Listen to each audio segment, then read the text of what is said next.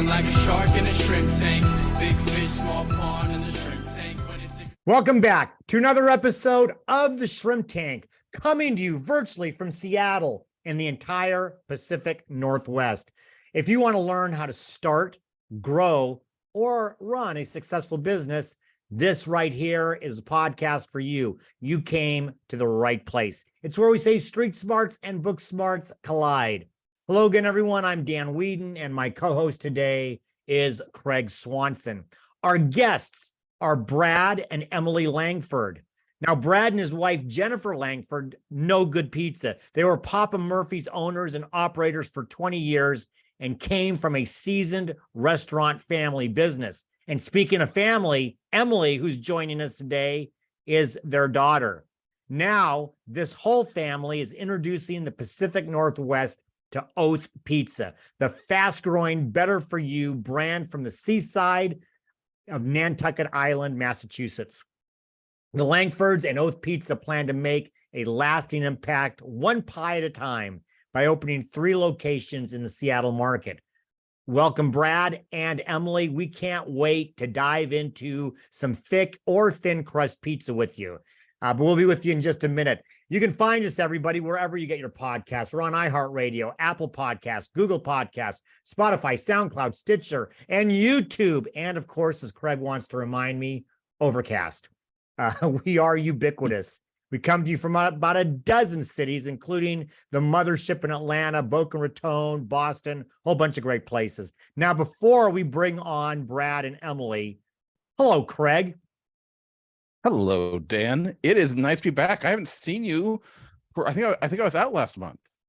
You were out last month, so it seems like it's been 2 months, and now you're doing some switching. You're getting switched around with Monica, so I don't know when I'm going to see you again. So it's kind of one of those wild things, but I'm glad to see you, which brings me to something kind of interesting that had me thinking a little bit. We've seen each other, Craig, quite a bit, haven't we? We've gotten to know each other very well. Every month for what, 2 years? Yes. More, yeah.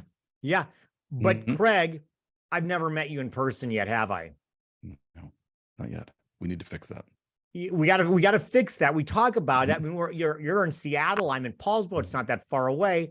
I had a situation. I don't know if you've had. I just want to talk briefly about it. I had a situation where I actually met a person who I felt like I knew really well, but only from Zoom. We met in person, and it was kind of one of the oddest things because I'd seen her. We are in a networking group together. That she was a guest on our show. And she made a very kind referral, and we met there in person, and it was like, oh, I know what you look like, but I've never seen you. And have you had that happen a lot? It is so strange. And pretty much any new relationship that started for me about 2 or 3 years ago, right at the beginning of the pandemic, I would meet them for the first time, and we'd both look at each other, and I would realize I've never physically been in presence with this person before. And we had a small business group too, and like 2 or 3 of the members had never met in person. We all got together, and we realized none of us knew how tall we were. Yeah, we didn't know anything about each other physically. We just knew each other's face and profile from just constant Zooming. The tall, medium, or shorts, that's probably the biggest thing. I have met people for the first time, and it's like, you're 6'5" or so. It's like, had no idea. So it's just one of those oddities that have really come out since the pandemic. Well, Craig, you know, you and I haven't met in person, but the people we are talking to are very personable. I know that this is our first father-daughter Shrimp Tank podcast. So I'm going to welcome in Brad and Emily Langford. Brad and his wife, Jennifer, own Oath Pizza. Emily, I believe, is the director of operations and fairly recently graduated down south from Oregon State University. First of all, I'm going to welcome both of you to the show and ask a little bit about, well, you know what? I'm not even going to ask this. I'm going to say this to you, Brad, and to Emily. You have become my favorite pizza. And that's the reason you're on the show. Somebody said, hey, have you tried out Oath Pizza? And you're literally up the street from me. Craig doesn't even know this. My wife is gluten-free and dairy-free. I'm gluten-free. And this is the best gluten-free pizza. And I still have to have real cheese. I do. Barb likes the your vegan cheese. It is the best gluten-free crust I've ever had. It's amazing. It's the only place that I go now. So there's a plug right off the bat. But tell me, I mean, you meant to Papa Murphy first. How did you get into pizza, Brad? Well, hey, thanks for Dan for having us. I really appreciate it. You know, we got into Pop Murphy's back in '95. It was they had just kind of merged with Murphy's Pizza and Papa Aldo's, and it was a great time, a great opportunity. You know, I was just out of college for a couple of years. I just met Jennifer, and then her family being in the franchise industry with Taco John's for so long, it was just a natural fit. Pop Murphy's was franchising. We signed a deal to put a store in Port Orchard, and then really that's how I got our feet in the door. And here we are, you know, like almost 30 years later, bringing a new pizza concept to the West Coast. It's amazing. This pizza is incredible. The dough is amazing. Like you spoke about the gluten-free dough. That's just our gluten-free dough. I mean, our regular dough, man, it's amazing. And it's something, it's like, it's crispy and fluffy on the inside. It's just, it's amazing dough. But really, that's kind of how I got into it in '95, got into Pop Murphy's, a really good success. And here we are 30 years later, bringing a new concept. So that was new back then. And now this is new. So it's exciting to do it again. Really cool. So you've been doing this for years. How did you decide, you know, like there are all these franchises out there. How did you pick Oath Pizza as the one you want to do? What was your process from someone who's been around for so long, deciding what you wanted to really build next? You know, it's really, I think throughout the years, 30 years, Jennifer and I have always looked for new opportunities. I mean, at one point we looked at a infamous donut shop, Krispy Kremes, when they first came to the West Coast, and it really wasn't what we were looking for. But you know, through the years, we found a restaurant, Cafe Yum, in downtown Seattle. We built, and then the opportunity came with O Pizza. You know, dynamics are changing across the country. I feel like I'm a pizza snob, and I felt like pizza in our area was just lacking something new and fresh. And I just read an article in a quick service restaurant magazine and about Oath Pizza, and Drew, the CEO, and I like what they had. Their business model looked amazing. Everybody raved about their pizza. And so literally is like, I call Emily like 2 weeks before finals last Christmas, and I go, hey, we're going to go to DC right after your last final. We're going to go check out this place and see if this business model works. And they have this amazing pizza like they did. And that's kind of how we came across it. Just always keeping our eyes open. We're always looking for something, you know. Well, that brings me to Emily then. I want to bring Emily into this conversation because as we were talking before the show, you're the director of operations. And you are somewhat freshly minted out of 4 years of college. It sounds like you've grown up in the pizza business, literally growing up through there. Talk a little bit about what your role is now going to be out of college, family-owned business, but you've got some things that you're doing with that. Yeah, absolutely. I mean, I have literally grown up around pizza pretty much my whole life. Like when I was pretty young, I was helping my dad out at the fair. I'd have my little Papa Murphy shirt on, and I'd be working the register, pouring the drinks, you know, the simple things you can do. But I've just always been around it. I've kind of just grown up in that environment. So coming here, it feels like it's the right thing for me because I'm so used to it. I've been around it for so long. But in college, I wanted to do something with business. Entrepreneurship was definitely something that piqued my interest. And so when I graduated, I wanted to come back home and save some money. And this just happened to be going on right around the time that I got back. So I was like, perfect, this is a great opportunity for me. And it's one of those things where I've been just learning so much. I feel like a lot of people don't have an opportunity to have like a really hands-on experience right out of college, especially opening a restaurant. I feel like that's something down the road for people. So I've been really blessed with this opportunity. It's been amazing. But for me right now, as I'm learning along the way, I've been dealing a lot with the day-to-day operations. Like I've been doing a lot of hands-on stuff with the employees for training. Those have been my main things right now, but I know like as time goes on and I start to learn more, I'm definitely going to be having more that I'm doing in my role. Well, Emily, you just said something that piqued my interest, and you said business and entrepreneurship. I've got to believe, and I've talked to many other children of entrepreneurs who have become entrepreneurs themselves. I have to believe that being exposed to entrepreneurship through your family, working with the Papa Murphy shirt on and pouring drinks and doing all of that, I got to believe that that probably really had an influence on what you wanted to do with your life. Is that true? Yeah, absolutely. It just felt natural coming right here. That's really great. What I'm actually kind of curious because I'm an entrepreneurial dad and I've got a son that is actually a duck down in Oregon right now. I would have loved to have an environment where my son was working with me in the business, a very different thing. There wasn't really a role for him. What was that like for you, Brad, as a dad, or you, Emily, as a daughter, like growing up and like having, was the business pushing you together so you spent more time together, or was the business pulling you apart and you had to fight to like prioritize time with the family? Oh, that's a great question. By the way, go Beavs. Sorry. But, I think it just kind of early on, Jennifer and I waited to have kids because we wanted to grow Pop Murphy at the time. And so we really spent 4 solid years, just her and I just busting our butts, grinding, working 60, 70 hours a week, establishing that franchise in the Kitsap County area. And then we got to the point, it's like, okay, we've got this pretty well established. I got foundations around me with management teams, et cetera, like that.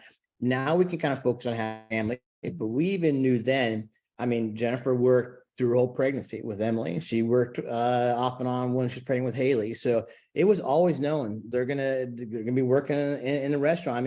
Emily probably doesn't remember. There was the days like we're doing Valentine's heart-shaped pizzas, and Emily's 5 years old in the back, just hanging out, coloring or drawing or something. And mom and dad are up making heart-shaped pepperoni pizza. So it's always been that way. And Haley's been involved in our business in Seattle. She can sling them too. So it's kind of nice. It brings you all together. Everybody says, family's tough to work with, but when they don't know anything else, it's part of like being home. You're at home at the restaurant. We got to go into work. Somebody called out. That's the way life is. But the exciting part of it is, in the day, it's yours. And I think that's what we want to instill in Emily and our youngest Haley is, you're going to work hard for what you get. It's your own blood and sweat into it, and you're going to get out of it what you put in. So I think it's actually brought our family closer together through the years, to be honest with you. And I love making pizza and working with my family. It's great. So and I'm going to ask Emily this from an operational standpoint. I love that answer, by the way. From an entrepreneur standpoint, I loved hearing that, Brad. From an operations standpoint, I used to think, everybody, people would work at restaurants or pizza shops. Staffing, though, since COVID, since the pandemic, has been difficult. I haven't found any industry, anybody who hasn't been challenged with that. How about you? Opening up new in Paulsbo, how have you found it as far as getting staff? So far it's been not too bad, actually. We had a ton of applicants when I first opened. I think that a lot of people want to work in a new environment. So saying that this is a new restaurant, I think a lot of people wanted to hop in on that versus something that's already well known.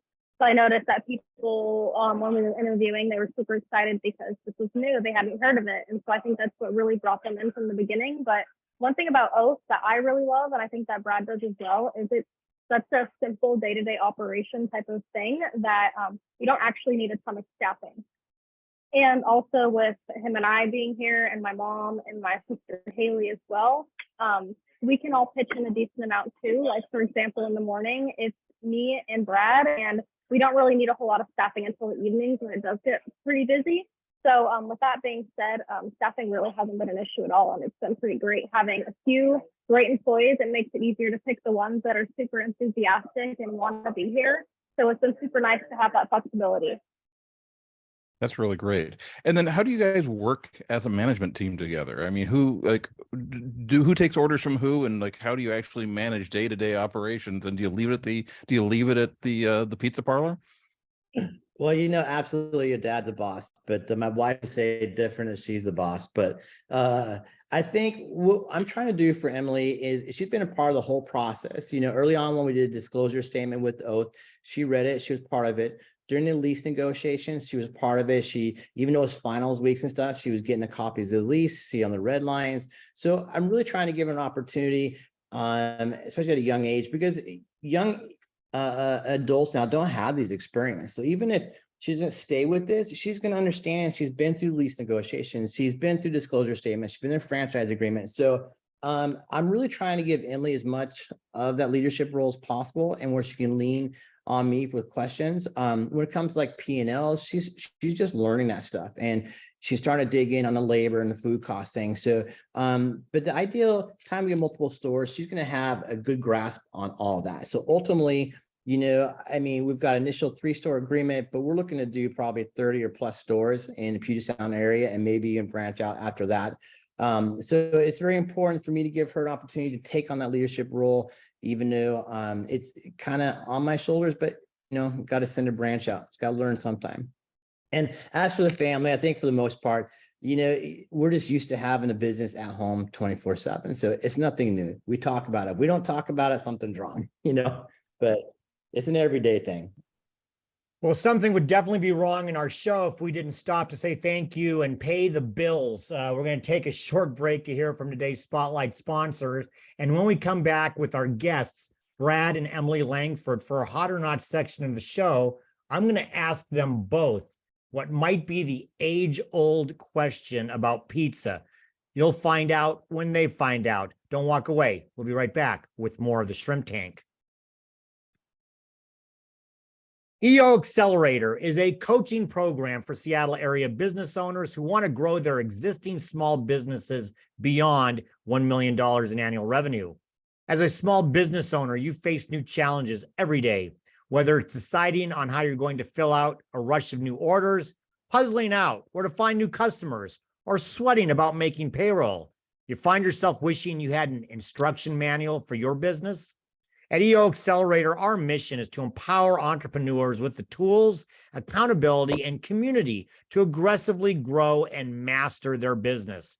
This is more than theory. This is entrepreneurs helping entrepreneurs, with top Seattle business leaders who have been where you are, volunteering as coaches and mentors in the Accelerator program.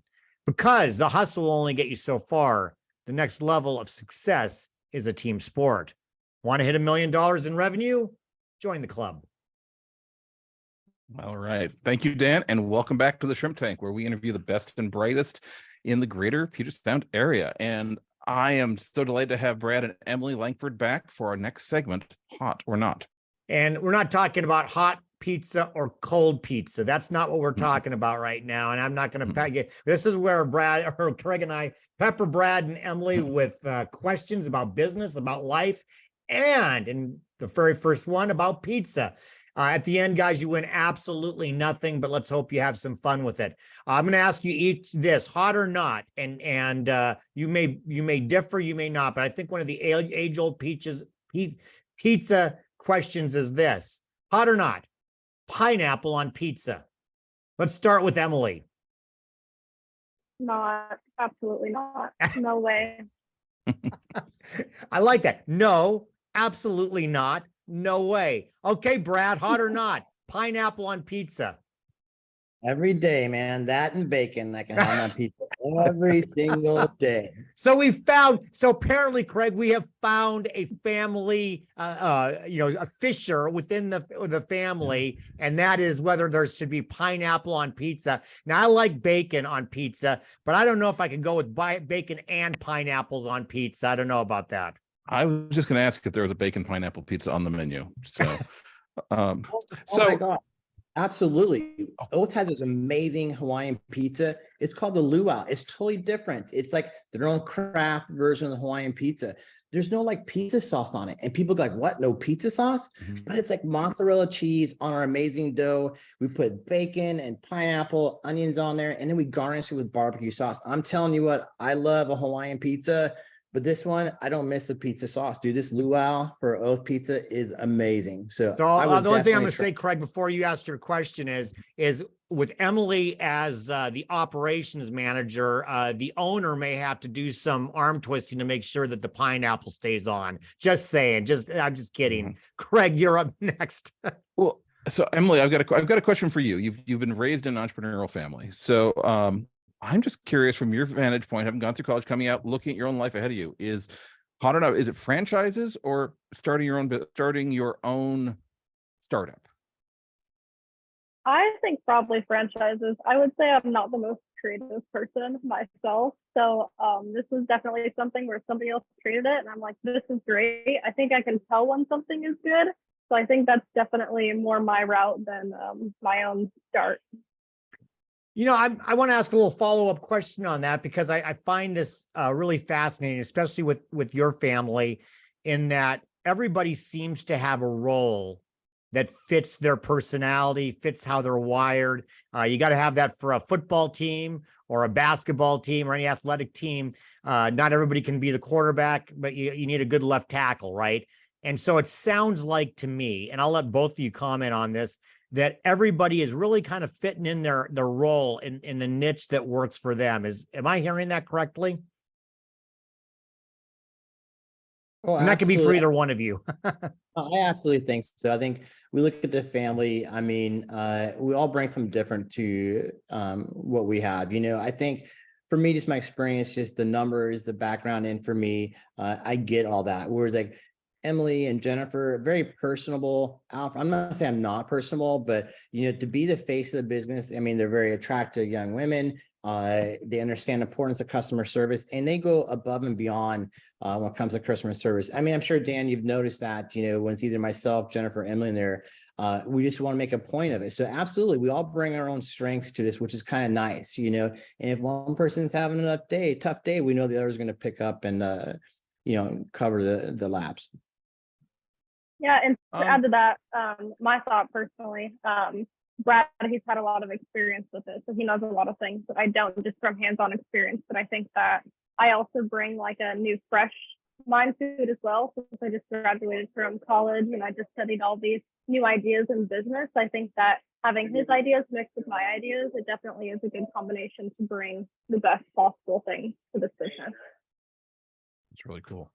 So I guess hot or not, working at a pizza restaurant as a first job. This wouldn't be for you. Well, maybe you've worked your first job, Emily, I don't know, before you could legally be hired. But how is a pizza joint as a first job for a teenager? I definitely think it's great. I think that Oath is one of those companies where things are very simply done. Like, it's very easy to learn. Me personally, growing up, I've had jobs where it's a lot thrown at you all at once, and it's a lot of stress, especially when you're also going through school as a teenager, high school. So I think that coming in here and having a very simplistic thing going on is awesome. Like, they make the pieces very easy to learn. The sizing, the measuring, everything is just so simple that it's one of those jobs that you can come in and you're not stressed out, and you can really focus on customer interaction, engagement, and also like getting to know the people you work with and stuff. So it makes it super awesome, and it makes people want to come work here. All right, I got a hot or not for Brad here. Integrating your business into the community. Really, I would say community involvement, hot or not? I think it's very important to be involved in the community. I think there's one reason why we picked Paulsville for our first location, because we've lived in Kitsap County now for 25 years, 15 years in Paulsville. We've made a lot of relationships through, our kids' schools, their friends, their families, and activities, chamber, things like that. So especially in a local community, it's very important to reach out. So to open up with the schools, the PTAs, all those groups like us doing North Kitsap's golf fundraiser. Yes, so, sir. I was gonna throw out we're doing a North Kitsap golf fundraiser Tuesday, May 2nd. I might have to send this Facebook out early. Tuesday, May 2nd. Go to Oath Pizza. If you're in North Kitsap, go to Oath Pizza. Get a pie.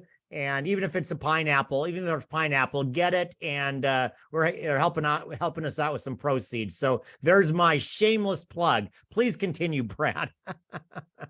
Well, this is like exactly what it is. I mean, in the first 3 months, I think we've had 6 or 7 fundraisers. So it's basically, almost every other week, we're trying to give back to the community. I think it's very important for many reasons. I think a lot of programs are trying to raise money for good causes and stuff. And another time too, it's good for us to get out and show that we support and then get people to try our pizza. So I think that's one of the approaches we start out marketing wise is really hit the local organizations. The best way to do is start with the teenagers in school. If they get in and try our pizza, they're going to love it. They're going to be hooked. And so when mom and dad say, what do you want for night for pizza? I want to go to Oath Pizza because the teenagers are hooked. So multiple reasons. So definitely though, interact with the community is very important. That's really cool. When you come into the restaurant, like what tells you that everything's working? Like what do you look for in that room when there are people in there? What tells you that this is working the way you wanted it to? Well, for me, I think I've been around the restaurant industry so long. I think you recognize the little details. And I think I look at three things: cleanliness, the product, and the service.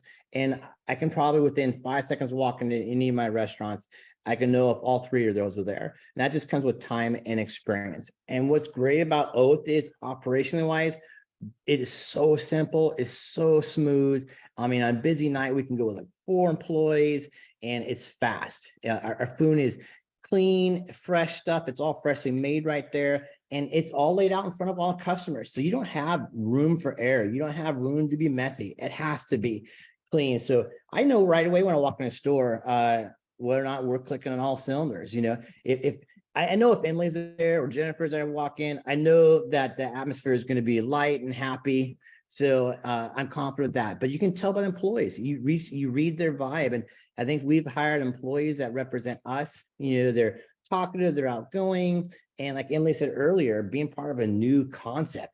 One teenage kid wouldn't want to be there. So they're excited about it. I'm starting to hear our kids like talk about, oh yeah, Oath Pizza, man. We grill our dough. It's seared in avocado oil. So our employees are passionate about it, which is kind of amazing. And that comes from being a new concept. You know, I don't think if it was an old concept, they would be as excited about it. They're looking at, oh, it's just a job. But this is brand new. They're teaching the whole community about what we have. So yeah, so I think it really just depends. I think Emily will get it too. I think she can kind of walk in the store now and see what needs to be addressed right away as well. But it comes with time.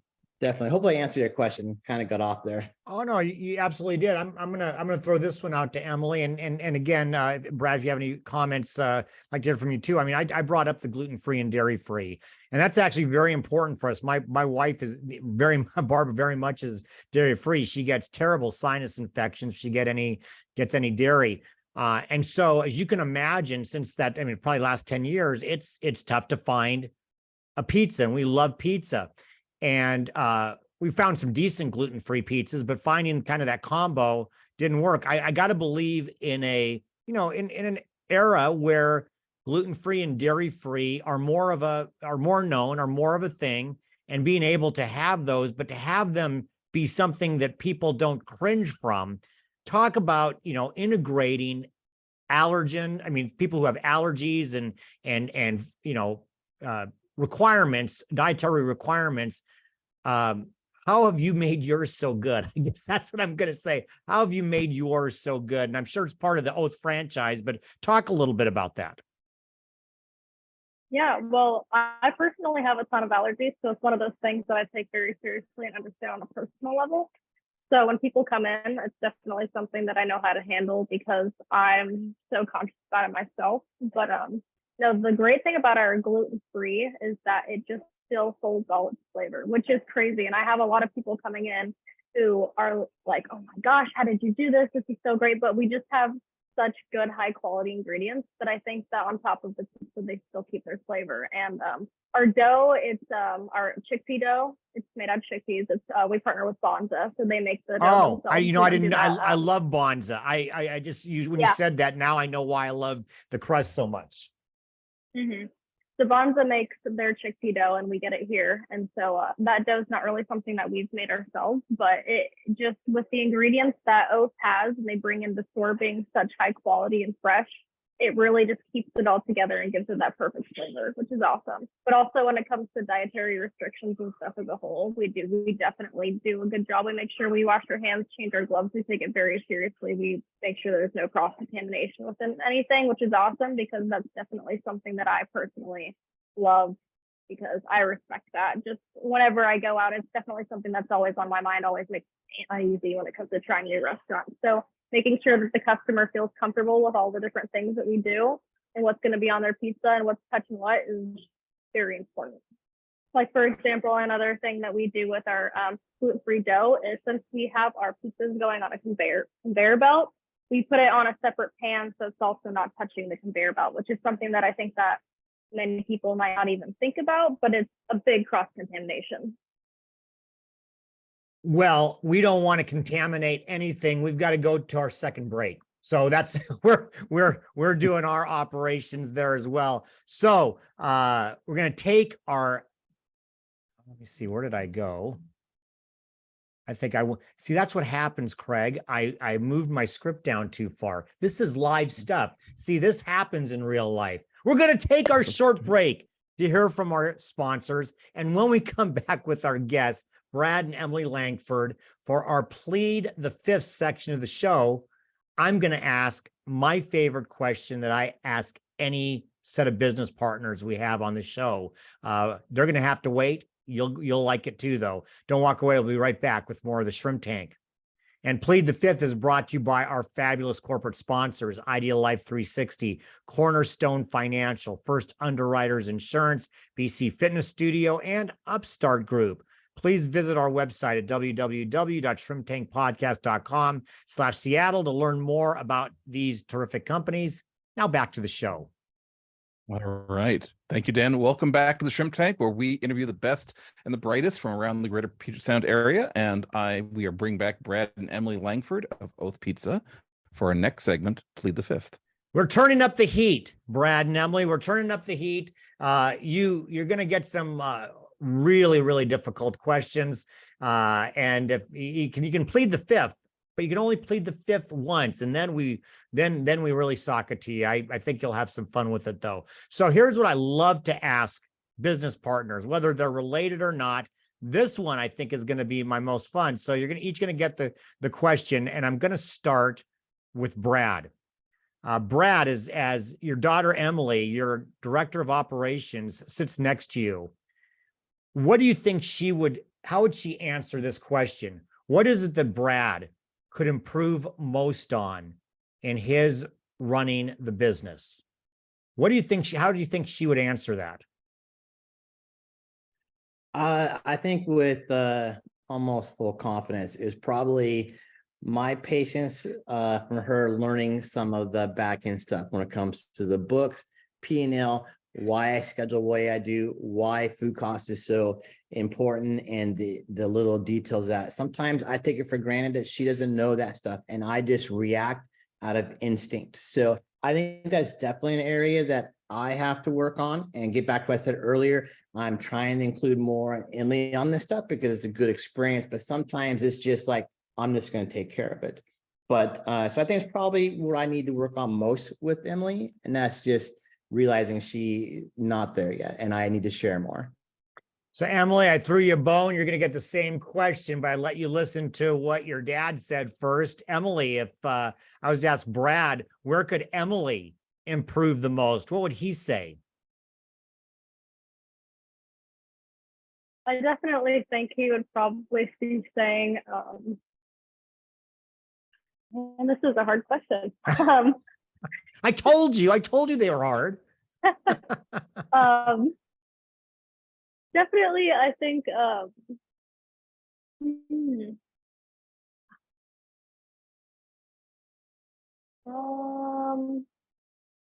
Brad, it's funny that you had yours like immediately, right? You didn't have to think much. well, it's one of those things where I feel like I have a lot of room for improvement just as a general whole, because I'm so new with this that it's hard to narrow down on one specific thing that I think. Pick one in your own mind. Pick one thing that you'd say, boy, in the next 90 days, I'd really like to be better at this, because, you have a lot of entrepreneurs out there, hopefully listening to this, and they may be dealing with the same thing. So really, you're new. What's one area that you think, boy, I'd really like to be better at this at? I think definitely putting my own personal feelings aside, like in a way, like looking out for what's best for the business rather than what makes everyone happy, because I am definitely one of those people that want to make every single person as happy as possible. But being a business owner, I'm starting to learn that that's not always possible. So I think if there's anything that I should definitely improve on, and I think he definitely agrees, is that I always need to be looking for what's best for the business and the family, and not every single person, because that's never going to be possible as a business owner. I've got another question for Emily, and actually I don't know. I should ask first. Did you study business at college, or did you study something else? What did you study? I did. My major was business administration. All right. So here's my question: is there any particular point in college where you recognized that what they were teaching was completely wrong based on your experience of watching business in practice for your lifetime? I wouldn't necessarily say completely wrong, but I definitely think that sitting down and listening to professors talk versus actually having hands-on experience are very, very, very different things. Because I had a lot of confidence in my classes, like, oh yeah, I can handle this, no big deal. Because it's easy when you just hear it, but when you do it, it's very different.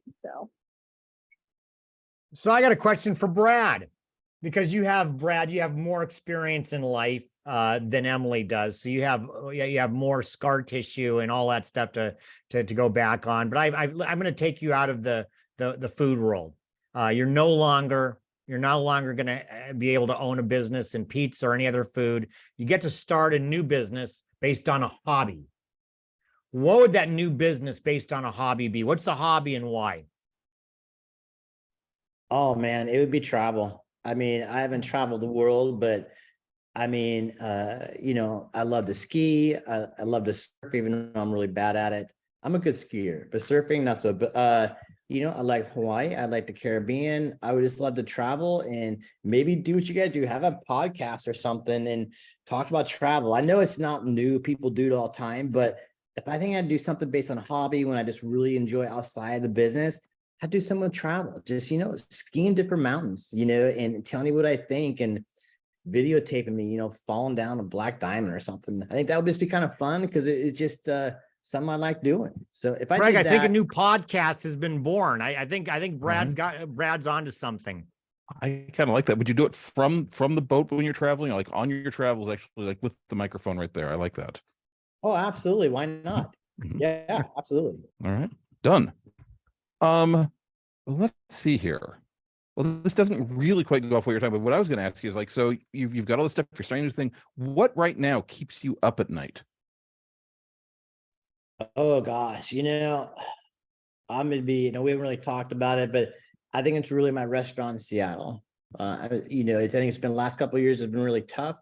Nobody's working down there. It's just really hard to do business in downtown Seattle. I don't think they've made it really friendly. So that right now is a big stress in my life, which, we've never seen anything like this in, the 30 years I've been in business. So it's new, the challenging are new and difficult. So that's probably the only thing that is unsettling to me still to this day. But on the bright side of the whole thing is I have Oath Pizza to go do every day. Mhm. I mean, I love it. It's close to home. I recognize the faces. I love the pizza, and I get to be with my family, so that's the bright side. So it's a little bit of both, but I focus on the positive. It's Oath Pizza. Yeah. That's really cool. And actually, that makes me just think about how much is involved in this. So as you're negotiating leases, both for your old business in Seattle and Oath Pizza, like you're having to really put a stake in the ground. So this is something that's going to be in my life for a long time. Like how long do you have to commit to a space? Like how long are you committing to each of these franchises as you go forward? I think most franchise agreements is the initial one is like a 10-year franchise agreement. I think it's kind of some of very few you'll have out there are 5 years, but mainly the first option is 10 years, and they usually add like a 5 and a 5. And that kind of goes hand to hand when you're like renting or leasing a space as well as 10 and 5 and 5. It kind of shadows the franchise agreement and vice versa. So you really are committing those 10 years, and you have to have confidence not only in the brand, but you have to have confidence in what you can do operationally and marketing and stuff to make that brand work. So yeah, it's typically a 10-year lease and 10-year franchise agreement. That's what Oath does.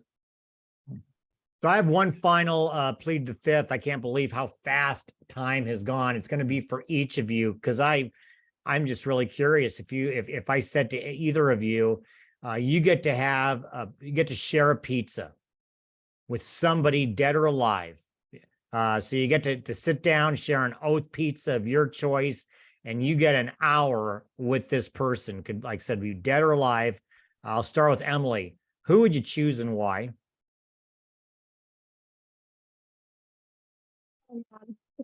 These questions are hard. I feel like these are questions so far. You didn't get these in like business 20 minutes school. to think. You didn't, nobody said you're going to be on a podcast and you're going to get these hard questions, right? Yeah. I think that if I had to choose anyone to have a pizza with, it would be. I would say I mean, I feel like this might be kind of a dumb answer, but at the same time, somebody with like humor. Like I would say like, I don't know, like Jack Black or something. Someone to keep me entertained. I don't know. I feel like there's no better way to have pizza than to have it with somebody who would make me laugh. I don't know. Something fun. That's great. All right. All So right. what about you, Brad? Oh, I thought we were out of time. We're going to skip that one for me. Oh, no, that was for both of you. You gotta answer this one. Well, it is a really tough question. I think there's a lot of different ways you can look at it. I mean, you're going to get the enjoyment no matter who you have if you have an oath pizza. So that is totally beside the point. I would love just to, I'd love to just meet Abraham Lincoln, dude. There you seriously, go. I really would. I mean, all things aside, I know it would be a very serious conversations, but I think that would just be kind of a cool thing to go back in time and just talk to him. So no, you're not bringing him into. So you're going back in the DeLorean. I thought you'd bring him here to an Oath Pizza and have him here in real time. I bet he'd be a pizza guy. Absolutely, I definitely would. I think so. The pizza is a great conversation, but just to have a conversation with somebody. But Emily's probably right. Somebody funny to talk to on conversation. Yeah, I think to have a conversation, sure, that would be Abraham Lincoln. I think it'd be great. Okay. I think he had a sense of humor. I think you can get both. Yeah. Right.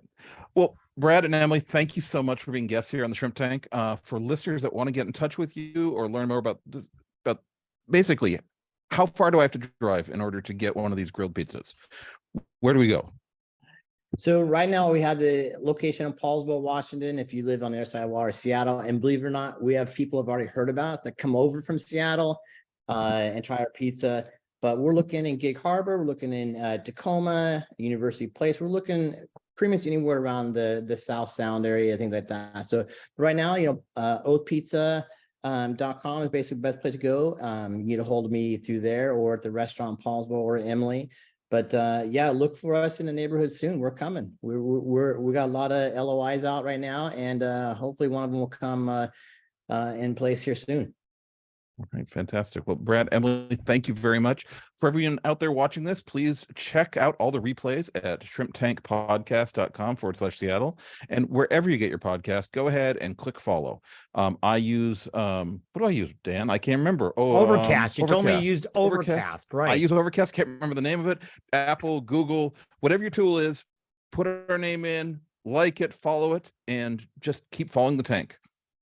So listen, first of all, Brad and Emily, thank you for joining us. Thank you for making such a great pizza. Like I said, you're our go-to pizza, and it's very cool because you're like about 3 minutes away from my house. And thank you also for supporting the community and especially our golf program. Really appreciate that. Best wishes as you keep marching on and getting some more of these. Craig, this is a call out. You jump on a ferry, you come over here. I'll bring Monica's already over here. I have your look, I'm wearing it today. You can't see it. I've got my Shrimp Tank podcast t-shirt. You can come over and we'll have a slice of pie. I think that's how they say it back in Nantucket, and we'll do that. I am texting my wife as soon as this podcast is done. Sounds good. Everyone, look, do exactly what Craig said. Like us on Facebook. You get to watch us on the live stream. And we're going to have we do this every Wednesday at noon Pacific. Our next show will be Wednesday, May the 3rd. Our guest will be my good friend, Quincy Branch. Quincy is the CEO of Branch Benefit Consultants. He's actually out of Las Vegas. And so we're going to learn a little bit more about him and his business. Our co-host for that week will be Monica Blackwood. In the meantime, be safe, be well, be prosperous, and have an Oath Pizza. Because until next week, the shrimp is back in the tank. So long. I've been feeling like a shark in a shrimp tank. Big fish, small pond.